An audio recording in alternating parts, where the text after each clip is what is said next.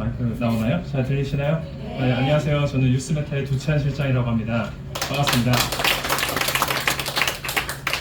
아이오님께서 굉장한 부담감을 주셔가지고 제가 오늘 강의 최선을 다해서 한번 해보도록 하겠습니다.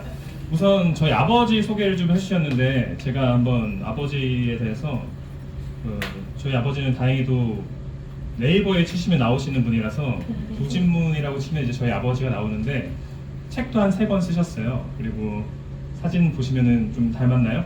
네. 제가 더 잘생기진 않았나요? 잘생겼어요. 죄송합니다. 저희 아버지 굉장히 미남이셨고, 그리고 저희 아버지는 1981년도에 처음에 웅진 출판사라는 곳으로 입사를 하셨습니다.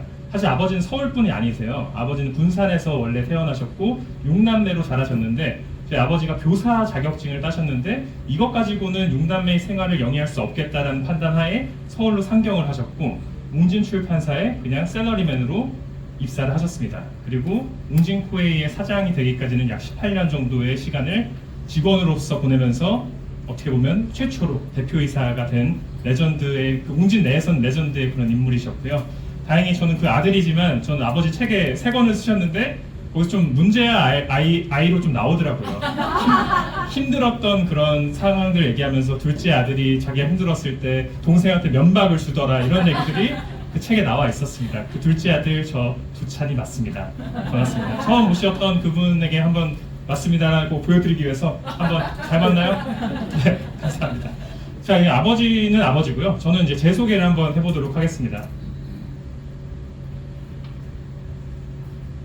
네, 저 오늘 사업 설명회 하면서 어떤 거를 가지고 해야 될까 고민을 하다가 금융시장의 위기에 대해서 좀 설명드리고 싶고 블록체인이 뭔지 그리고 EX 사업이 무엇인지 저희 회사 소개도 함께 포함시켜서 여러분들께 한번 설명드리도록 하겠습니다. 웹3라고 하거든요. 이 블록체인 세상을 웹3라고 하고 이전에 있었던 그런 세계들을 웹2 세상이라고 합니다. 저희 웹3 커리어에 대해서 한번 설명드려 볼게요. 저 같은 경우는 2017년도에 최초로 저 혼자 열심히 알바해서 모은 돈 350만 원을 가지고 암호화폐를 투자를 시작했었습니다. 그 당시에 정말 운이 좋게도 약 1년 만에 3억 원 정도의 수익을 낼 수 있었습니다. 그 당시에 모든 사람들은 17년도에 코인한 사람도 많이 없긴 했었지만 코인을 하셨던 분들 대부분 빗썸 아니면 뭐 코인원에서 매매를 하셨는데요. 저는 그때도 좀 생각이 다르겠습니다. 이렇게 국내 시장에만 빠져 있으면 재미가 없을 것 같다 라고 판단을 하고 비트렉스라는 해외 거래소에서 저는 매매를 했었고요. 그래서 운이 좋게 1년 사이에 약 100배 정도의 수익을 가져올 수가 있었습니다. 그리고 암호화폐 기술의 매력을 계속해서 느껴가지고 저는 이쪽에 관심을 계속 두게 되었었습니다. 그러다가 4년 뒤 2021년 NFT 열풍이 한국에서 본 적이 있었어요. 그 당시에 NFT랑 메타버스 열풍이 불었었는데 그 당시에 제가 또 주식을 보고 있었을 때였습니다. 주식 봤는데 NC소프트 리니지 만든 게임 회사 만든 회사가 상한가를 치는 거예요. 그때 보고 왜 대체 이 NC소프트라는 곳이 상한가를 칠까 보니까 메타버스라는 사업을 시작한다고 하면서 상한가를 막 치는 거예요. 그때 저는 메타버스가 뭔지 몰랐습니다. 암호화폐 쪽은 알았지만 메타버스는 도저히 모르겠는 거예요. 그래서 이 메타버스 쪽에 공부를 하고 그 다음 NFT 쪽으로 공부를 하면서 그때 제가 느꼈던 게 그럼 내가 유튜브를 만들어야겠다 하면서 NFT 카르텔이라는 커뮤니티 생성을 하고 거기서 이제 모든 사람들을 카톡방에 모으고 디스코드에 모아서 약 10,000명의 회원들을 제가 유치를 하게 되었습니다. 그러다 보니까 10,000명의 회원들이 모였고 이거를 그냥 커뮤니티로 활용하기엔 너무 아깝다는 생각이 들어서 저희 그 카르텔 그 파운더 멤버 중에 7명이 모여서 세븐링크스라는 웹3 마케팅 회사를 저는 이제 창업을 했었고요. 거기서 저희 역할은 CBO라고 대외 업무를 하는 막 해외 컨퍼런스 가서 영업 따오고 그런 역할들을 제가 많이 했었습니다. 저희 고객사로는 넷마블, 게임 회사 넷마블 모두의 맵을 만든 게임 회사인데 거기서 이제 저희 거 많이 의뢰해 주셔가지고 그쪽 거 홍보 많이 했었고요. 두 번째 지금 여러분들 알고 계실 거예요. 카이아라는 코인이 있습니다. 네. 그 코인이 원래는 클레이튼이라는 이름이었어요. 그 클레이튼 쪽도 저희 쪽 기술 개발 협력을 했었고요. 그리고 그라운드 X라는 그런 대기업 회사도 저희가 마케팅을 진행했었습니다. 그리고 대부분 해외에서 한국의 시장에 굉장히 관심이 많아요. 한국 시장 분들이 생각보다 돈 파워가 세다고 하더라고요. 어떤 걸 구매할 때도 굉장히 많이 사시고 NFT를 사더라도 뭐 일본 이런 쪽에서는 조금밖에 안 사는데 한국에서는 10개씩 사고 그런 경우가 많다고 해서 해외 쪽에서 한국 프로젝트에 들어올 때 그런 걸 제가 마케팅을 도와줬던 사람이라고 생각하시면 될 것 같습니다. 자, 근데 제가 지금은 뉴스메타에 왜 있을까요? 자, 제가 전화 한 통을 받습니다. 이번에도 아버지인데 아버지가 전화가 오셔서 아들아, 시세를 예측해주는 그런 차트가 있단다, 코인에. 전 듣자마자 아빠 그거 사기 같아요, 하지 마세요 라고 얘기를 했습니다. 근데 아버님 굉장히 오랫동안 알고 지내셨던 분이고 한번 너가 같이 가서 어떤 프로세스인지 한번 들어봤으면 좋겠다. 왜냐면 아버지도 굉장히 열려 있으셔서 이런 새로운 산업에 대한 관심이 굉장히 많으세요. 그래서 저도 같이 가서 들어봤죠. 그리고 그 당시에 저한테 설명해 줬던 분이 원경희 의장님의 둘째 아들 원건 이사였습니다. 원건 이사가 이제 그 어떤 프로세스로 이게 가능한지에 대해 설명을 하는데 전 그때 새로운 세상이 열렸어요. 아, 내가 알고 있는 암호화폐 쪽도 당연히 지식이었지만 이런 걸 활용해가지고 이런 차트를 만들 수가 있었구나. 나는 저한 어떻게 보면 신세계가 열린 거예요. 그 신세계가 열리고 나서 저는 정말 미안한 얘기지만 이 세븐링크에 퇴사를 하게 됐습니다. 미안한데 나 이제 그만두겠다 하고 뉴스메타에 제가 면접을 봐서 당당히 이렇게 실장 자리에 올라올 수가 있었던 것 같습니다. 그래서 어쨌든 뉴스메타에 지금 제가 맡고 있는 거는 글로벌 기획팀에서 실장을 맡고 있고요. 저희가 지금 한국뿐만 아니라 일본, 뭐 해외, 뭐 인도네시아, 베트남, 태국 이런 쪽으로 많이 나아가고 있는데 그런 것들을 관련해서 제가 마케팅 쪽 준비하고 있고, 그 다음에 거래소, 여러분들 지금 페이백 받으시는 거래소들 협력을 제가 맡아서 하고 있다고 생각해 주시면 감사하겠습니다. 자, 그러면은 오늘 이거는 제가 실제로 비트렉스라는 거래소에서 0.4비트를 집어넣어서요. 이게 한 5개월 정도 됐을 때였을 거예요. 8비트 지금 가치가 13만 달러 정도 되는 거죠. 제 계좌 한번 보여드리고 싶어서 보여드리는 거고요. 이 당시에 제가 결국 25만 불 정도로 제가 입절을 하고 나왔던 기억이 있습니다. 자, 오늘 설명드릴 게 바로 이 달러의 위기에 대해서 한번 설명드려보려고 하고 있습니다. 달러가 지금 코로나 사태 이후로 굉장한 위기를 겪고 있는데요. 2025년 미국 연방 부채가 약 36.2조 달러입니다. 2조가 아니라 2조 달러면 거기에 1,300 더 곱하면 되는 수치고요. 보시면 이게 그래프는 굉장히 코인 그래프였으면 좋겠죠. 떡상하고 있는데 이게 미국에 있는 연방 부채의 그래프입니다. 그래프고 최근 36.2조 달러를 돌파했고, 이거는 GDP 대비 123%의 부채 비율을 달성한 걸로 굉장한 위기의 수치입니다. 그리고 2차 세계대전 이후로 최고의 수치고요. 그리고 연간 이자 비용은 1조 달러로 국방비보다 많습니다. 연간에 이자를 내야 되는 돈이 국방비보다 많다는 사실이 사실 지금 저희는 굉장히 충격을 받아야 되는 상황일 거라 저는 생각을 하고 있습니다. 그리고 부채가 이게 이 상태로 멈춰 있는 게 아니라 보시면 그래프가 굉장히 떡상하잖아요. 계속해서 늘어나고 있는 미국의 연방 현실이라고 생각하시면 될 것 같습니다. 자, 이거는 부채는 결국 화폐의 신뢰를 무너뜨리게 되는데요. 보시면 알다시피 이게 외환 보유 달러 수치인데 1998년도 IMF 때는 71%로 달러를 외환 보유를 하고 있었어요. 현재는 약 58%까지 달러 보유량이 줄어들었습니다. 그만큼 달러가 위기에 처하고 있다로 이해하시면 되는데요. 이게 정말 전 이 자료 찾으면서 제일 충격을 받은 차트였습니다. 이거는 달러의 발행이 됐던 1960년도부터 2025년도까지 달러에 발행된 이제 양을 확인하는 그래프인데요. 보시다시피 90년도부터 2020년도까지는 약 4천 빌리언 달러 정도의 수치만 발행이 됐었습니다. 근데 코로나 사태가 있었잖아요. 그 이후로 약 1년 만에 지금까지 60년 동안 발행했던 그 수치보다 약 4배 이상 달러를 발행을 하게 됐습니다. 달러를 발행한다는 게 무슨 뜻이냐면요. 제가 이게 도장이라 생각하고 화폐를 찍어내는 거예요. 계속 찍고 이게 달러야 이렇게 하면 이걸 사용할 수 있는 돈이 되는 거예요.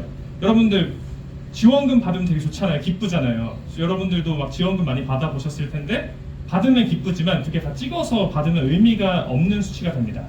그 당시에 달러를 엄청 찍어냈고, 그리고 나서 뒤에 설명드리겠지만 인플레이션이 약 9%의 물가 상승을 일으켰습니다. 자, 그럼 뒤에서 설명드릴 인플레이션에 대해서 설명드릴게요. 인플레이션은 한 번씩 다 들어보셨죠? 매년 물가가 상승하고 있습니다. 한국도 여러분들 그 마트 가시면 요새 살 게 있나요? 저 같은 경우는 요새 마트 가서 솔직히 뭐 야채 같은 거 샀을 때 굉장히 고민을 하면서 사게 됐습니다. 그만큼 물가가 많이 상승이 되어 있는데요. 이 인플레이션 관련해서 설명드리자면 이건 하이퍼 인플레이션이라고 해서 굉장히 큰 비율의 인플레이션을 설명드리는 건데, 독일이 세계 1차 대전에서 패배를 했습니다.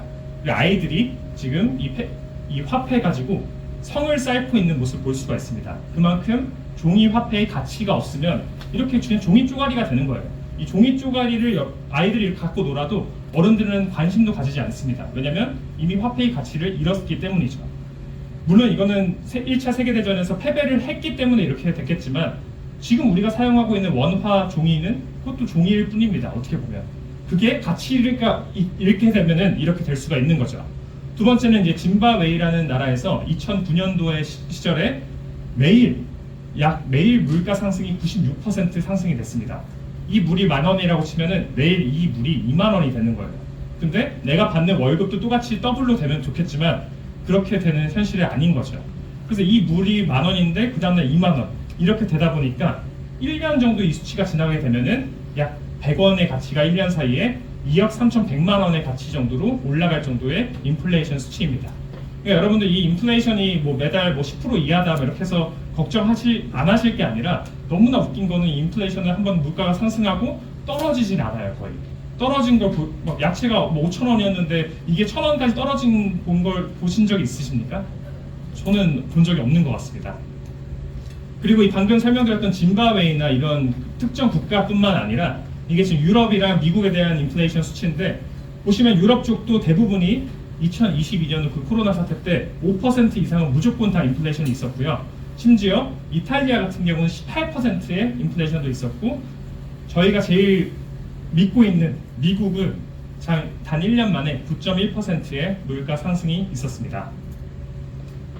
자, 이 비트코인이 대체 왜 생겼을까요? 이 배경에 대해서 한번 설명을 드려보려고 합니다. 이 리먼 브라더스 사태라고 혹시 들어보셨나요? 2008년도에 미국의 서프라임 모기지 부실 사건으로 어떤 은행이 파산을 하게 되는 사건이 발생합니다. 그로 인해서 우리나라도 그때 금융 대위기를 맞이했었어요. 2008년도에 금융 대위기를 맞이했고 그러다 보니까 이제 더 이상 국가를 못 믿겠는 겁니다. 국민들이 국가를 못 믿겠고 그렇게 해서 나오게 된 게 이 리먼 브라더스 사태 이후 2개월 뒤에 비트코인 백서라는 게 나오게 됩니다. 그 뒤에서 한번 설명드릴게요. 여기 보시면은 국내 주식과 우리나라 원화 환율의 반비례 사태를 좀 볼 수가 있는데요. 우리나라는 웃기게 금융 위기가 올 때마다 항상 환율이 치솟습니다. 그리고 주식은 당연히 폭락을 하게 되죠. IMF 때 주식은 폭락을 하는 파란색 선을 볼 수가 있고요. 빨간색 선으로 IMF 때 환율이 미친 듯이 치솟는 상황을 볼 수가 있습니다. 2008년도 금융위기 방금 리먼 브라더스 사태 설명드렸던 것처럼 여기도 한국 주식은 굉장히 떨어져 있는 걸 확인할 수가 있고 환율은 올라갑니다. 자, 지금 요새 환율이 제가 알기로는 1,498원까지 올라갔다가 이제 1,300원, 1,460원, 70원대 왔다 갔다 하는 걸로 알고 있어요. 지금도 환율이 굉장히 높아져 있는 상황이라 생각합니다. 그리고 실제로 모든 전 세계는 지금 혼란에 빠져 있습니다. 관세 문제도 있고요. 최근에는 이란과 이스라엘의 전쟁 문제도 있고요. 굉장히 지금 저는 대위기의 한순간이라 생각합니다. 그런 위기의 순간에서 여러분들이 지금 원화를 저축을 하고 있다고 생각하면 저는 굉장히 암담하다고 생각합니다. 정말 아쉽지만 월급은 거의 동결이 되어 있는데 물가는 상승하는데 원화 물가 비싸지니까 계속 돈은 소비하게 되잖아요. 그럼 돈을 모을 수도 없는데 그걸 또 저축을 원화로 한다라고 하면 가만히 냅두더라도 은행 이자보다 저는 인플레이션 비율이 더 크다라고 생각하고 있습니다. 그래서 여러분들 지금 이 강의를 들으시고 나서 정말 현금을 사용하셔야 되는 돈을 제외하고는 조금 가치를 올려줄 수 있는 그 디플레이션 자산에다가 투자하시는 것을 추천드립니다. 그 중에 예시는 뭐 비트코인이 있을 수 있겠죠. 물 한 잔 마시겠습니다. 자, 제가 보여드린 표는 한국에서 지금 2022년도에 그 자산에 대한 비율을 보여드리는 거예요. 대부분 국내에서는 부동산 자산이 많습니다. 부동산 자산이 약 78%를 정말 모든 사람들이 가지고 있는데 그 중에서 금융 자산은 22%밖에 되지 않습니다. 하지만 미국을 볼게요. 미국 같은 경우는 부동산 자산 34%, 금융 자산은 66%입니다.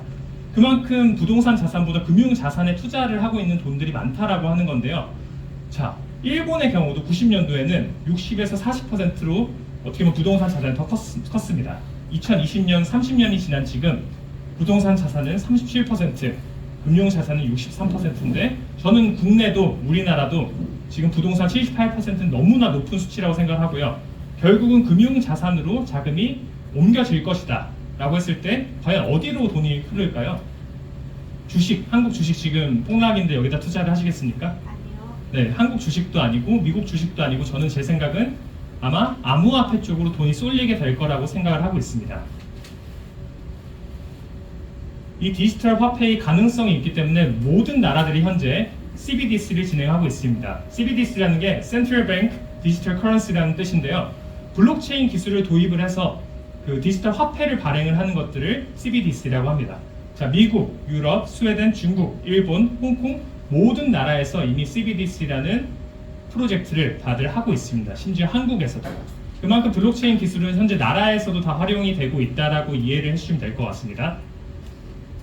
이 바이낸스의 예전 창업자 짜오 창펑이 이제 올린 트위터 글인데요. 카자흐스탄이라는 국가가 바이낸스 체인, 지금 여러분들 바이낸스 거래소에서 나오는 바이낸스 BNB 체인에서 카자흐스탄의 CBDC 프로젝트를 진행하게 됐다라는 말을 트위터에 올린 글입니다. 한 나라에서 어떻게 보면 거래소에 있는 작은 체인 안에다가 본인들이 CBDC를 하겠다. 이거만큼은 되게 굉장히 큰 이슈가 된 상황이었습니다. 왜냐하면 나라가 어떻게 보면 그 거래소 안에 들어가서 그 체인에서 CBDC를 한다는 건 굉장히 충격적인 사건이었거든요. 이 디지털 화폐를 활용하면 어떤 게 좋냐면요. 일단 결제 신용 리스크가 굉장히 제거가 됩니다. 그리고 스마트 컨트랙트라고 해서 실제 어떤 조건을 달성을 하면 보상이 분배되는 그런 자동화되어 있는 스마트 컨트랙트가 있는데 그런 것들을 활용을 해서 보조금, 부정수급 제한도 할 수가 있고요. 그 다음에 스테이블 코인 규제 방향도 제시를 할 수가 있습니다. 자, 여러분들 제가 이렇게 설명드리는 게 조금 어려우시죠? 이 블록체인이 뭔지 혹시 알고 계시는 분 있으실까요? 블록체인이 뭘까요? 자, 설명하라고 하면 굉장히 설명하기 어려워요. 제가 그래서 여러분들도 앞으로 누군가한테 다 쉽게 설명할 수 있도록 제가 좀 쉽게 한번 설명을 해드려 보겠습니다. 여러분들 그럼 블록체인은 모르지만 고스톱은 아시죠? 네, 고스톱을 만약에 제가 3명이랑 같이 고스톱을 친다라는 가정을 해볼게요. 근데 중요한 건 지갑을 안 들고 왔어요. 지갑을 안 들고 고스톱을 하면 대부분 어떻게 하시죠? 어디다가 적어 놓잖아요. 한 판이 끝날 때마다 나는 몇 점이고 얘는 광박 썼고 피박 썼고 이런 거 다 적어 놓잖아요. 그런 것들을 각자의 공책이 적잖아요. 왜냐면 내 돈이 걸려 있는데 이거를 얘 말을 어떻게 믿겠습니까? 그래서 각자의 공책에다 적어 놓습니다. 10판의 고스톱 게임이 진행이 됐다는 가정 하에 갑자기 어떤 삼촌이 야 내가 10판 다 이겼어라고 막 우기는 거예요. 막 우겨요. 그렇게 됐을 때 뭘 증거로 보여줄 수가 있죠? 각자 공책 적은 거 보여주면서 삼촌 이때 이렇게 졌잖아 이렇게 보여줄 수가 있잖아요. 이게 바로 블록체인의 제일 큰 포인트입니다. 분산해서 저장을 하는 기술을 블록체인이라고 합니다. 이거 적어놓은 게 데이터거든요. 데이터를 각 분산을 해서 저장을 한다라고 해서 블록체인입니다. 그래서 블록체인이 어떤 게 좋냐면요. 굉장히 투명합니다. 공개된 정보고요. 모든 사람들이 다 볼 수가 있어요. 예를 들어서 제가 대표님한테 뭐 1,000만 원을 보내드렸다고 생각을 해볼게요. 1,000만 원을 은행을 통해서 보내면 저랑 대표님은 알 수 있어요. 왜냐면 내 은행에 들어왔고 난 보낸 내역이 있고. 그렇지만 나머지 사람들이 제가 대표님께 1,000만 원 보냈다는 걸 알 수가 있을까요? 모르죠. 왜냐면 은행 서버에 뭐 해킹하지 않는 이상 제가 얼마를 보냈는지 알 수가 없는데 비트코인의 경우는 다릅니다. 이 블록체인의 경우는 제가 만약에 대표님께 비트를 100개를 보내드렸어요. 100비트, 뭐 100억 어치를 보내드렸는데 이거를 모든 사람들이 다 알 수가 있습니다. 왜냐면 이 분산해서 저장이 됐기 때문에 다 알 수가 있는 거죠. 그렇기 때문에 굉장히 투명합니다. 공개된 정보고요. 두 번째, 보안이 강화되어 있습니다. 왜냐하면 분산해서 저장됐기 때문에 조작이 불가능하다로 이해하시면 될 것 같고요. 그 다음에 감사가 가능해요. 블록체인 익스플로러에서 어떤 거든 다 볼 수가 있거든요. 그렇기 때문에 이 이상한 만약에 수치의 비트코인이 움직인다 이런 것들에 대한 감사가 실시간으로 가능한 게 블록체인의 매력 중에 제일 큰 겁니다. 이렇게만 설명드리면 좀 이해 못하실 것 같아서 제가 한번 뭐 실제로 노드가 움직이는 것들을 한번 보여드릴게요. 여기 같은 경우는 실제로 트랜잭션들이 움직이는 것들을 볼 수가 있어요. 지금 뭐가 막 꿈틀꿈틀 움직이죠? 이게 각 블록들입니다. 이 블록들 하나를 건드려 보면 각 트랜잭션 이제 수치가 나오고 얼마를 보냈고 누군가에게 받는지 그런 내용까지도 확인을 할 수가 있습니다. 들어가 보면 다 확인이 되고 제가 뭐 이 사이트에 뭐 돈을 내는 게 아니라 이건 정말 말 그대로 다 공개되어 있는 그런 정보입니다. 그리고 실시간으로 비트코인 지금 노드에서 노드 채굴 하고 있는 전 세계에서 이 비트코인을 얻기 위해서 채굴 하고 있는 현황도 이렇게 확인할 수가 있습니다.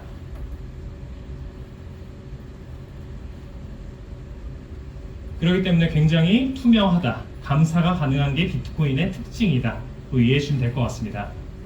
이 비트코인 기술은 사실 지금 2008년도에 처음 생긴 기술이 아니에요. 사실 1991년도에 시간을 저장하는 기술이 있는데요. 그게 어떤 거냐면요. 제가 어떤 문서를 2001년도에 작성을 했어요. 그 문서에 대한 시간을 저장하는 거예요. 이 문서는 2001년도에 작성이 된 거야 라는 기술은 이미 91년도에 있었습니다. 하지만 이 기술은 2009년도 사토시 나카모토가 백서를 발행하기 전까지 활용이 되지 않고 있었습니다. 그러다가 이번에 비트코인이 나오면서 그 기술이 들어가게 된 거죠. 이 사토시 나카모토라는 사람은 사람인지 정부인지 미국 정부인지 어딘지 아무도 지금 정체가 밝혀져 있지 않습니다. 어쨌든 이 사토시 나카모토란 이름으로 비트코인 백서를 발행을 했습니다. 이게 블록이에요. 아까 보셨던 그 블록 중에 하나인데 이 블록 안에 뭐가 들어있냐면요. 바로 데이터와 해시 값이라는 게 있고요. 그리고 이전 해시 값의 값을 가지고 있습니다. 이렇게만 들으면 굉장히 어려운데 제가 쉽게 한번 설명드려 볼게요. 이 데이터 안에는 아까 설명드렸던 것처럼 내가 누구에게 얼마만큼의 돈을 보내는지가 바로 이 블록에 들어있다고 생각하시면 되고요. 두 번째는 바로 해시 값입니다. 해시는 지문 같은 거예요. 지문. 모든 사람들의 지문이 다 다르잖아요. 모든 블록들의 해시 값이 다 다릅니다. 그리고 그 다음에 설명드린 게 바로 이전 해시 값에 대한 블록을 가지고 있는데요. 이전 해시라는 게 뭐냐면 이 두 번째 노란색 블록에서 첫 번째 블록의 해시 값을 같이 저장을 하는 거예요. 그래서 연결이 되어 있는 겁니다. 자, 설명드릴게요. 제네시스 블록, 이게 비트코인 첫 번째 블록을 제네시스 블록이라고 합니다. 여기는 이전 해시 값이 없기 때문에 0000으로 이제 표시가 되어 있고요. 그 다음 두 번째 블록부터 보시면은 보신 것처럼 첫 번째 이제 블록의 해시 값이 1Z8F라는 해시 값이라고 하면 두 번째 블록에서 그 값을 저장 같이 하고 있습니다. 본인의 해시 값도 저장을 하지만 이전 해시 값을 같이 저장을 한다로 이해하시면 될 것 같습니다. 이게 왜 중요하냐면요. 해커가 있습니다. 난 굉장히 유능한 해커인데 난 이 블록을 해킹을 할 수 있어요. 두 번째 블록을 H6EY라는 수치로 해킹을 해버립니다. 해킹해버리지만 이 해킹이 소용이 없는 이유가 바로 세 번째 블록에서 6BQ1, 아까도 내가 저장한 거는 6BQ1인데 왜 H6EY로 바뀌었지? 이렇게 하면서 이 블록에 대해서 인정을 해주지 않습니다. 이렇게 잘못된 거에 대해서 인정을 하지 않는다. 그래서 해킹이 불가능하다로 생각하시면 되는데요. 저희 이 블록이 하나가 생길 때 10분에 하나씩 생성이 되거든요. 비트코인의 경우 10분마다 블록이 생성이 되는데 굉장히 유능한 해커가 그래 내가 앞에 뒤에 다 해킹해볼래. 첫 번째, 두 번째, 세 번째 블록을 다 해킹을 했습니다. 그래도 해킹이 불가능한 이유가 뭐냐면요. 아까 말씀드렸던 분산해서 이 저장이 되어 있는 데이터이기 때문에 이 한 사람의 컴퓨터 노드를 다 해킹을 해봤자 의미가 없습니다. 여러분 다 핸드폰 다 들고 계시죠? 이런 것들을 바로 노드라고 표현을 해요. 각 모든 노드에 이제 저장이 되어 있기 때문에 만약에 이 해커가 정말 해킹을 하려면 이 핸드폰들 모든 사람들의 핸드폰을 다 해킹을 해야지만 가능한 겁니다. 51% 이상을. 근데 이 비트코인을 저장하고 있는 노드의 수는 굉장히 많습니다. 그래서 이 블록체인의 기술의 매력을 느껴서 대기업에서는 우리나라 대기업에서는 총 82군데에서 50군데 이상이 사업을 추진해봤거나 하다가 중단을 했다로 이해하시면 되고요. 현재는 이게 더 많이 진행하고 있습니다. 예시를 좀 드릴게요. 폭스라는 미디어 업체 들어보셨나요? 미국에서 굉장히 유명한 업체인데 이쪽에서도 이제 더 마스크드 싱어라는 NFT를 발행을 했었고요. 그 NFT를 이제 재판매도 하면서 로열티도 받고 그런 NFT 매매도 진행을 했었습니다. 두 번째 뉴욕타임즈라는 곳이 있습니다. 뉴욕타임즈에서도 저작권 관리를 NFT화를 시켜서 진행을 했었고요. 그만큼 대기업들은 지금 여러 가지 기술에 대해서 실험을 해보고 있고 그거를 증명하고 있다로 이해해 주시면 될 것 같습니다. 그리고 우리나라 사례로 보면 매일경제 신문 있죠. 이 매일경제에서는 아예 블록체인의 자회사를 하나 만들었어요. 엠블록이라는 자회사를 만들어서 거기서 이제 블록체인에 대한 그 뉴스들을 뉴스레터로 보내주는 그런 엠블록이라는 자회사 만들어서 현재 운영을 하고 있습니다. 그래서 뭐 비트코인에 대한 정보들이 있으면 그런 것들을 뉴스레터로 다 이메일로 보내주는 그런 사업을 영위하고 있습니다. 그리고 동아닷컴이라는 회사에서는 에어라인이라는 프로젝트를 하면서 AI 코인을 만들어가지고 직접 프로젝트도 진행을 했었습니다. 그리고 보시는 것처럼 동아닷컴 사업 위에 본인들 이제 홍보하고 있는 전광판 홍보도 진행을 했던 사례가 있고요. 신세계 백화점 들어보셨죠? 신세계에서도 이 푸빌라, 귀여운 푸빌라를 NFT 사업을 진행했었고, 그 NFT를 가지고 있으면 뭐 멤버십, 신세계 백화점에서 멤버십을 사용할 수 있고 이런 것들로 활용을 또 했었습니다. 그리고 LG U+에서도 문어 NFT 귀엽게 만들어가지고 또 활용했었고요. 현대차에서는 메타콩즈라는 한국 NFT 회사와 협업을 해서 현대차 NFT도 발행을 한 사례가 있습니다. 그리고 아까 말씀드렸던 넷마블이라는 게임 회사에서는 마블엑스라는 체인을 발행을 하고 그 안에다 본인들이 이제 만들어 놓았던 게임들을 온보딩을 시키기 시작해요. 그래서 본인들 게임들을 가지고 P2E 체인들을 만든 게 바로 마블엑스라는 체인입니다. 자, 이 장면이 굉장히 유명한 사진인데요. 바로 트럼프 대통령이 2024년도 당선되기 전에 당신의 비트코인을 절대로 팔지 않겠습니다 라고 이제 선언을 했던 이 컨퍼런스였습니다. 이 컨퍼런스 덕분에 암호화폐, 친암호화폐적인 모든 사람들의 투표권을 가져갈 수가 있었고요. 이 트럼프는 실제로 대통령이 되고 나서도 암호화폐, 친암호화폐적인 정책을 펼치고 있습니다.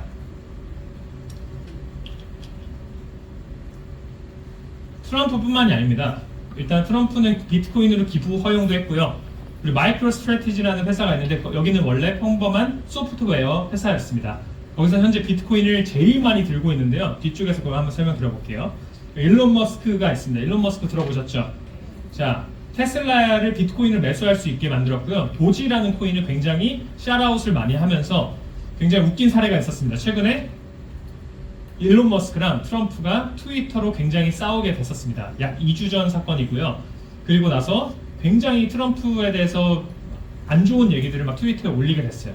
올리고 난 다음 날에 테슬라 주식이 약 20% 하락을 했었고요.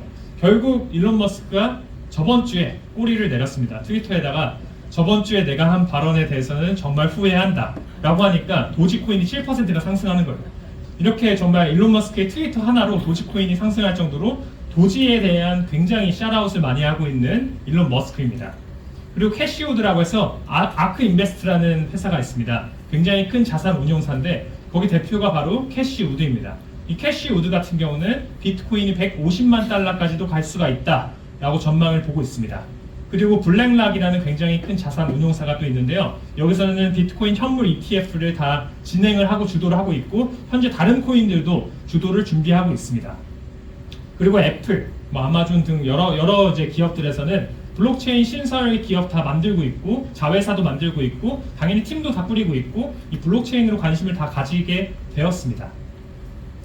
방금 말씀드렸던 이 캐시우드 150만 달러를 전망을 했던 게 2023년도입니다. 저는 이 사람처럼 뭐 당장 몇 년 안에 150만 달러를 못 온다라는 거 생각하지만 어쨌든 저는 비트코인의 가치는 계속해서 상승할 거라고 생각합니다. 바로 유통량이 정해져 있기 때문인데요. 비트코인은 전 세계 2,100만 개밖에 없습니다. 2,100만 개가 정말 전부고요. 더 이상 발행되지 않는 그런 수치입니다. 근데 억만장자를 제가 검색을 해보니까 약 3,900만 명의 억만장자가 있다라고 하네요. 이 억만장자가 본인들이 억만장자인데 비트코인 하나 정도는 뭔가 의미적으로 갖고 싶지 않을까요? 이거 제 생각입니다. 이 비트코인이 12만 달러를 간다라는 얘기를 2023년도에 이 부자 아빠로 유명하죠. 로버트 기요사키가 전망을 했는데 여러분 지금 비트코인이 얼마입니까? 11만 달러가 넘어갔다가 지금 현재 조정이 오고 있는 상황인데 저는 12만 달러뿐만 아니라 정말 충분히 20만 달러 이상이 갈 수 있는 그런 가치를 가지고 있다고 생각을 하고 있습니다. 그래서 실제로 제 친구들한테 제가 21년도부터 비트코인 쪽 투자해라, 코인 못 투자하면 좋아? 막 이렇게 물어봐요 저한테. 왜냐면 제가 이쪽에 있으니까. 그러면서 이상한 코인을 물어보는 거예요. 전 정말 처음 들어보는 코인들 물어보면 그건 사지 말고 그냥 비트 모아, 비트 이더 모아, 이렇게 그 말을 들었던 친구가 있었습니다. 걔 한 3억 정도 벌었더라고. 그 마이클 셀러라는 친구가 있는데요. 이 대표가 그 마이클 스트래티지라는 회사의 대표입니다. 이 세 가지 촉매가 비트코인이 500만 달러까지 갈 수 있다라고 하고 있는데요. 이 사람은 그냥 허언증으로 500만 달러 간다고 얘기한 게 아니라 실제로 비트코인을 미친 듯이 사모아서 정말 지금 최근에 60만 개까지도 넘겼습니다. 비트코인 보유량이. 그리고 저희 우리나라 국민연금 있잖아요. 국민연금에서도 비트코인 가지고 간접 투자를 해서 약 90만 달러 정도 수익을 냈었습니다. 이게 제가 말씀드렸던 마이클 스트래티지라는 곳이 코인을 보유한 수량인데요. 2021년도부터 매입을 시작합니다. 그리고 2025년도 5월까지 57만 6,230개를 보유를 했는데, 제가 이건 조금 과거 데이터예요. 지금 얼마 전에 또 10,000개 정도 샀더라고요. 그만큼 계속해서 비트코인을 매수를 하고 있는 회사가 있고, 이 회사는 이 비트코인 이 매수한 거 가지고 수익이 엄청나게 천문학적으로 지금 수익을 내고 있습니다. 이번엔 나라인데요. 엘살바도르라는 나라가 있습니다. 이 나라에서는 비트코인을 기축통화로 이제 정하는 건데요. 정했을 당시에 굉장히 비난을 받았습니다. 무슨 코인이 왔다 갔다 가격이 왔다 갔다 하는데 이거를 비트코인을 기축통화로 하면 어떻게 하겠냐 라고 했지만, 이 비트코인을 투자를 해서 이 나라 자체가 5천억 원 이상의 대박 수익을 냈고요. 그리고 엘살바도르가 현재 6,181개의 비트코인을 들고 있어서 약 6억 3,900만 달러의 상당의 코인을 엘살바도르에서 가지고 있습니다. 그리고 이쪽에서도 계속해서 돈이 나오는 대로 비트코인을 매수를 하고 있습니다. 여러분들한테 일단 이 비트코인 블록체인 쪽에 대해서 한번 간단하게 설명해드렸는데 조금 이해가 되시나요? 네. 최대한 쉽게 해드리려고 노력했습니다. 자, 그럼 이제 블록체인은 접어두고 이 EX라는 회사가 대체 뭐하는 회사인지, 유스메타라는 회사가 뭐하는 회사인지에 대해서 한번 설명해드리려고 하고 있습니다. 저희 유스메타는 약 8년간의 데이터가 있습니다. 이게 지금 저희한테 있어서는 가장 큰 강점이라고 생각하는 게, 이 8년간의 데이터를 모아놓은 회사는 없다라고 장담할 수가 있습니다. 그리고 이 기술을 가지고 AI로 활용을 해서 딥러닝과 머신러닝을 통해서 알고리즘을 만들어서 차트를 만들었습니다. 그래서 여러분들이 지금 보고 계시는 LS라는 차트를 만든 회사고요. 27개국에서 지금 약 3만 명 이상이 이 EX 차트를 사용을 했던 적이 다 있습니다. 실제로 유료 회원으로 진행이 됐었습니다. 저희 회사에서는 결국엔 그 기회를 선도하는 그런 기업이 되자, 그리고 블록체인 시장이 사실 처음에 대부분 들어오셨을 때 인식이 안 좋으시잖아요. 코인 얘기했을 때 좋은 인식 가져본 적 있으신가요? 저는 대부분 제가 뭐 코인 쪽으로 일한다 하면은 이상한 눈으로 한번 쳐다보더라고요. 그리고 나서 설명을 하죠.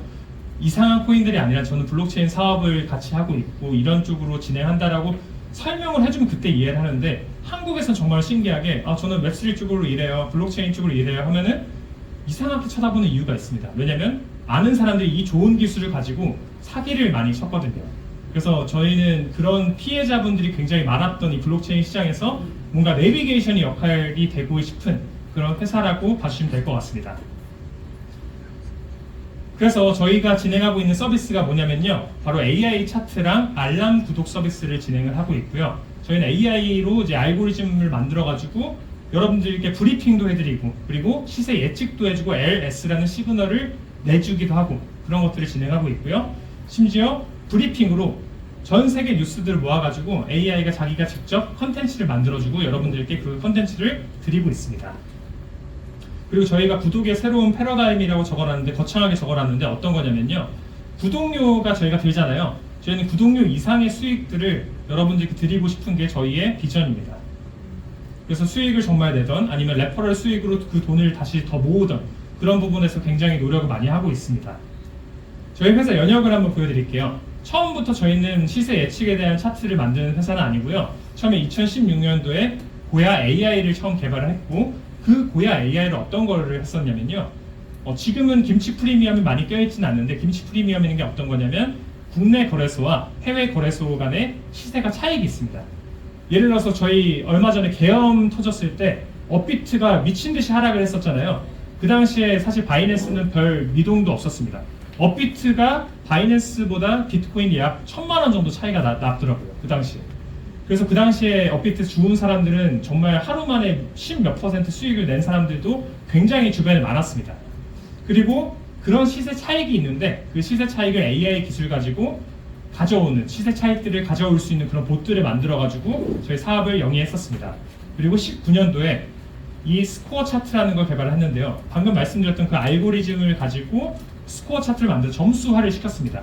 점수화를 해가지고 실제 시세랑 어떻게 스코어가 달라지는지를 판단을 하고, 그걸로 매수 매도를 원래 했었습니다. 지금처럼 이렇게 편하게 프리미엄 차트 보고 누가 시그널 주고 그랬던 회사가 아니라 정말 차트 하나 딸랑 있었어요. 이따 보여드릴게요. 그거 하나 가지고도 사업을 영위를 했었습니다. 그러다 보니까 많이 불편하다는 분들이 많아가지고 저희가 EX 마케팅 출범을 하면서 프리미엄 차트를 만들게 됐습니다. 그래서 2023년도에 프리미엄 차트와 고야 알람 앱을 출시를 했고요. 이 앱 출시하게 된 것도 뭐냐면요. 이 시그널에 대해서 하루 종일 노트북을 볼 수가 없지 않습니까? 계속해서 노트북 보면서 시그널 못 떴는지를 확인할 수가 없으니까 불편하다는 분들이 많아가지고 그거를 저희는 iOS, 그다음에 안드로이드 다 통과를 해가지고 어플로 만들어냈습니다. 그리고 이 암호화폐 쪽에서 이 애플 쪽이 iOS라고 하거든요. 그쪽 iOS 통과하는 게 굉장히 어려워요. 근데 저희는 잘 맞춰가지고 iOS 쪽 다 통과가 되어 있습니다. 그리고 2024년도에 저희가 고야 얼러트 알람 앱 대규모 리뉴얼을 했었고요. 그리고 고야 프리미엄 차트 알람 업그레이드는 계속해서 지금 진행하고 있고, 제일 중요했던 게 저희가 거래소 레퍼럴 페이백을 실시를 하면서 지금 많은 분들이 거래소 레퍼럴 페이백을 받을 수 있게끔 작년 말쯤에 시작했었습니다. 2025년도에는 차트 업그레이드 고도화 시키면서 지금 여러 거래소 지금 추가로 지금 협업 얘기 진행 중이고요. 여러분들께서 많이 편하시게 사용할 수 있게끔 많은 도움 드리도록 하겠습니다. 2028년도에 저희가 나스닥 상장 목표로 모든 직원들은 진짜 요새 잠 안 자고 열심히 뛰어가고 있다는 점 알아주셨으면 감사하겠습니다. 저희가 유스메타가 모기업이 있고요. 그리고 5개의 계열사가 있습니다. 아까 말씀드렸던 VOB라는 곳이 있는데 비전 오브 블록체인이라는 프로젝트로 저희가 코인을 발행을 해서 현재 디코인, 엘뱅크에 상장이 되어 있고요. 그 다음에 EX라는 프로젝트, 여러분들이 지금 진행하고 있는 EX 프로젝트 진행하고 있고요. 세 번째 회사가 블록스퀘어 랩스라고 해서 기술 개발하고 있습니다. 저희들은 다 인하우스에서 개발하고 있습니다. 대부분의 마케팅 업체들 보면은 어떤 차트를 외주로 개발해서 와서 업데이트도 잘 안 되는 차트를 개발해 와서 이 차트 가지고 막 판매를 하고 하는 이상한 것들 많이 봤는데요. 그쪽에서는 알고리즘 업데이트 되지 않아서 결국엔 다 깨지게 되더라고요. 그런 유사 업체들 많이 봤을 때 제일 많이 봤던 게 처음엔 잘 맞다고 하더라고요. 그러다가 약 2달, 3달 지나니까 다 안 맞게 되고, 그게 바로 알고리즘 업데이트가 불가능하고 인하우스로 개발이 불가능하기 때문에 저희는 인하우스로 모든 걸 다 개발하고 있습니다. 그리고 디자인부터 영상, 기획 모두 다 인하우스로 하고 있습니다. 그리고 블록스퀘어 IC라는 곳이 있는데요. 여기는 거래소 및 금융 관련 지주 회사를 하나 만들어 놨고요. 그 다음 라이징 X라는 인플루언서 기반으로 만들어낸 플랫폼 사업도 진행하고 있습니다. EX, Explore Crypto with Clarity라는 뜻으로 EX를 출범했을 때, 이거 사실 EX를 저랑 최문창 이사가 이름을 지었습니다. 그래서 EX 정말 열심히 만들었는데 이게 뜻이 뭐냐면요. Execute, 실행해라. 저희가 사원이 있습니다. 당장 하자, 다각면으로 하자, 될 때까지 하자. 이게 있는데, 그래서 실행해라. 뭘? 확장을 실행을 해서 3년 안에 은퇴하자 라고 해서 EX를 만들게 되었습니다. 그래서 엑시트하는 게 저희가 목표잖아요. 여러분들도 이걸로 정말 마케팅 수익도 내지만 정말 저는 실제로 트레이딩 수익을 잘 내셔가지고 이것들을 잘 엑시트할 수 있는 그런 삶을 살았으면 좋겠습니다. 실제로 저희 의장님 너무 부러운 게 뭐냐면 어제도 막 밥을 사주셨는데 막 돈이 많이 나오잖아요. 막 100만 원, 몇백만 원 나오는데 그걸 바로 옆에서 매매를 하셔가지고 버시고 오늘 밥값은 벌었네 하고 이제 딱 끝내시더라고요. 이게 돈 복사 아니면 뭐겠습니까? 너무 부럽더라고요. 자, 저희 상품 구성 한번 설명드릴게요. 유료 패키지가 있는데요. 저희가 유료 패키지로는 고야 차트 서비스 제공하고 있고, 그 다음 고야 얼럿 서비스 2개 제공하고 있습니다. 부가적으로 아까 말씀드렸던 AI가 브리핑해주고 있다는 AI 브리핑과 저희의 이제 알고리즘 팀에는 3명의 프로님이 계시는데, 김프로님, 오프로님, 그 다음 구프로님, 부상무님 이렇게 계시는데, 그분들이 매일 아침에, 왜냐면 저희가 미국 시장에 굉장히 영향을 많이 받잖아요. 그럼 밤새 있었던 그 미국 시장에 대해서 분석을 해주고, 각 코인들의 이제 스코어 차트들 다 확인을 하셔서 그 코인에 대해서 분석을 해줍니다. 저 여러분들 정말 말씀드리고 싶은 게, 정말 아침에 신문을 읽듯이 저희 고야의 AI 브리핑과 그 다음에 데일리 브리핑을 꼭 한 번씩 읽어주시면 정말 감사할 것 같습니다. 이것만 봐도 한 1, 2주일만 봐도 코인 쪽에서 어떻게 돌아가고 있는지는 다 파악을 할 수가 있습니다. 고야 차트를 소개해 드릴게요. 제가 이게 이해가 안 됐던 게 이해가 됐던 포인트가 바로 여기 있습니다. 제가 블록체인 기술은 알고 있었지만 여기서 어떤 기술을 활용을 해서 시세를 예측을 하는지를 조금 설명을 드려보고자 합니다. 첫 번째는 저희는 바이낸스 쪽 거래소의 모든 API가 다 연동이 되어 있어서요. 지금 바이낸스에서 여러분들 사고 팔고 하면은 호가창이 있잖아요. 그러니까 빨간색, 파란색 왔다 갔다 하는 호가창이 있는데 그 호가창을 여러분들이 보는 건 굉장히 작은 단위의 호가창입니다. 왜냐하면 그 실제 시세 근처에 있는 호가만 볼 수가 있는 건데요. 실제로 13만 달러에 지금 누군가는 비트코인을 1000개를 매도를 걸어 놓을 수가 있는 거고요. 누군가는 비트코인을 사기 위해서 한 6만 달러에 나는 6만 달러까지 떨어지면은 뭐 10만 개 살래 해서 걸어 놓을 수가 있어요. 매수를. 그런 것들을 저희는 실시간으로 파악을 해서 그거 가지고 점수화를 만들어 가지고 AI 알고리즘화를 시켜놨습니다. 두 번째가 여러분들 청산이 굉장히 무섭잖아요. 선물하시는 분들께 청산이 굉장히 무서울 텐데 그 청산 맵들을 저희들은 다 실시간으로 파악을 해서 어떤 위치에 청산 당하는 사람들이 제일 많은지, 예를 들어서 현재가 비트코인이 11만 달러라고 가정을 하면 어떤 사람은 쇼트를 엄청 많이 쳤어요. 사람들이 어느 지점에 숏을 많이 치면 11만 5천 달러에 만약에 여기를 딱 닿는 순간 많은 사람들이 청산이 돼요. 그럼 세력들은, 세력 중에 거래소도 포함이 되어 있습니다. 세력들은 그 가격을 터치를 했을 때 자기들이 이익들을 다 계산을 한 다음에 실제로 터치할 확률이 굉장히 높다. 이런 부분들도 저희는 알고리즘화를 만들어서 점수화 시켜놓고 있고요. 세 번째가 대부분의 이제 부자들은 개인 지갑에다가 비트코인을 저장하고 있어요. 왜냐하면 예전에 FTX라는 거래소가 파산한 사건 이후로 모든 큰 돈들은 다 개인 지갑, 레저나 이런 곳에 지갑에 보관을 하고 있습니다. 그러다가 본인들이 이 비트코인을 팔아서 딴 걸 사고 싶어요. 팔고 싶으면 어디로 가겠습니까? 거래소로 이제 입출금을 이제 하는 것들을 저희는 또 실시간으로 파악을 해서 그 수치화를 또 시켜가지고 점수화를 또 시켜서 알고리즘화를 시켜놨고요. 나머지 세 가지 핵심 알고리즘이 있는데 이거는 제가 말씀을 드리면 잘리게 될 것 같습니다. 그래서 그 나머지 세 가지 알고리즘과 합쳐가지고 총 6가지 알고리즘으로 저희의 LS 시그널을 보여주는 건데요. LS 딱 봤을 때 이거 그냥 여기다 L만 그어놓으면 되는 거 아니야? 라고 생각할 수 있지만 거기 백단을 한번 개발자 모드로 들어가서 백단을 보면은 약 100개 이상의 코딩이 그 L 시그널 안에 되어 있습니다. 여러분들이 지금 보시게끔 편하게 되어 있는 거지만 그 안에는 뒷면에는 굉장히 복잡한 수식들이 연결되어 있다고 이해해 주시면 감사하겠습니다. 스코어 차트인데요. 스코어 차트 가지고 아까 전에 19년도에 이거 가지고 사업을 진행했다고 말씀드렸잖아요. 여기에 L과 S가 있나요? 그냥 파란색 선과 빨간색 선밖에 없습니다. 이거 가지고도 굉장히 많은 사람들이 열광을 했었어요. 왜냐하면 이 알고리즘을 만든 이 파란색 선이 적중률이 괜찮았거든요.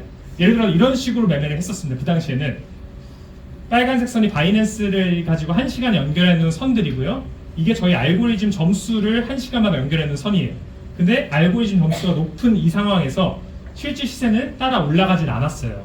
근데 그거에 대해서 우리는 따라 올라갈 확률이 저희가 70%로 백테스팅이 나왔거든요. 그래서 이 빨간색 선이 이 파란색 선까지 붙을 확률이 70% 이상이다라는 걸로 롱을 치고 현물을 사고 이렇게 현물 거래를 많이 했었습니다. 이 스코어 차트를 지금 만약에 보시는 분들한테도 현물 거래할 때 활용하기에 굉장히 괜찮다고 생각하시면 될 것 같습니다. 두 번째, 지금 여러분들이 보시는 프리미엄 차트입니다. 프리미엄 차트에서는 바로 상승 시그널과 하락 시그널, 언제 살지, 언제 팔지 알려주는 그런 시그널들을 제공하고 있고요. 정말 말 그대로 차트에서 이게 깜빡깜빡거리고 있어서 만약 고야 얼럿을 사용하시는 분들은 고야 얼럿 보고 차트 보고 깜빡거릴 때 위치 확인해가지고 진입하고 이렇게 굉장히 심플하게 지금 요새 트레이딩을 하고 있는 걸로 알고 있습니다. 그리고 많은 분들이 수익을 내고 있다는 것도 잘 알고 있습니다. 그래서 프리미엄 차트가 나왔었고요. 스마트 차트, 이게 조금 더 적중률이 좋고 적중률이 좋기 때문에 조금 더 고가의 패키지에 들어있는 스마트 차트가 개발이 되었습니다. 스마트 차트는 시그널도 좀 더 많은 편이고요. 그리고 굉장히 적중률이 좀 더 좋고 이 배경을 봤을 때 빨간 배경에서 하락세, 초록 배경에선 상승세, 이것들을 한눈에 바라볼 수 있게끔 만들어 놓은 차트고, 그래서 많은 분들이 이 스마트 차트 가지고 매매를 활용을 하고 있습니다. 그리고 최근에는 스마트 차트 프로도 나오고 프리미엄 차트 프로도 나왔잖아요. 그만큼 저희는 차트를 지금 업그레이드 한 지가 지금 정말 많은 것 같아요. 그래서 계속해서 업그레이드를 해주는 그런 회사로 인식해 주셨으면 감사하겠습니다. 고야 얼럿이 있는데요. 고야 얼럿에서는 방금 말씀드렸던 스마트 차트, 프리미엄 차트 프로, 프리미엄 스마트 차트 프로, 이 모든 시그널에 대해서 나올 때마다 고야가 알려줍니다. 제가 한 번은 우크라이나 러시아 전쟁 때 이 고야 얼럿 덕에 20% 수익을 낸 적이 있었는데요. 그때 자고 있었어요. 자고 있는데 제가 좀 시끄러운 소리로 고야 얼럿을 해놨거든요. 새벽 2시 반인가 삑삑 거리면서 막 울리는 거예요. 보자마자 봤더니 모든 코인이 다 S 시그널 나오면서 아 이건 지금 사야 된다 하고 바로 전 잠 깨서 매매를 해가지고 20% 수익을 2시간도 안 돼서 낸 적이 있었습니다. 고야 얼럿을 그래서 활용하는 걸 정말 추천을 드리고요.